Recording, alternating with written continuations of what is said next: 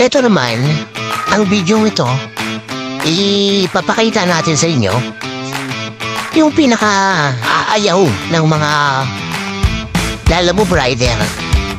Ito yung ipipin nila yung isang landmark or store, pero hindi naman pala siya part ng store na yon. Gagawin niya lang meet-up race. Lalamove po. Ma'am, Lalamove po. Lalamove po. Lalamove?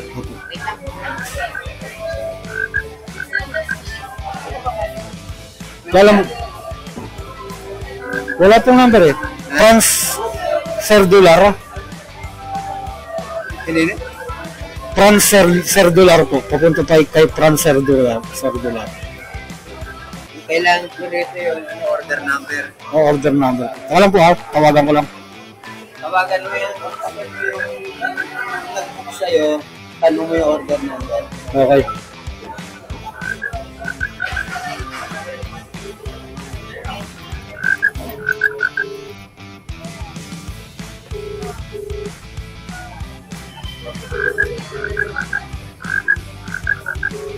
Hello, Lalamove po. Saan po kayo? So, nandito po ako sa sa Makati. Saya. Nandito. Yard. Opo. Ito. Ito pala. Okay, sige po. Hindi naman pala kayo part ng tindahan. Gagawin nyo lang pin location. Di ba? Yun ang nakakainis dun. Yung papasok ka sa tindahan tapos hanapin mo yung ganito. Wala naman pala yung taong ganun dito. Wala na taong Di anino niya, wala dun.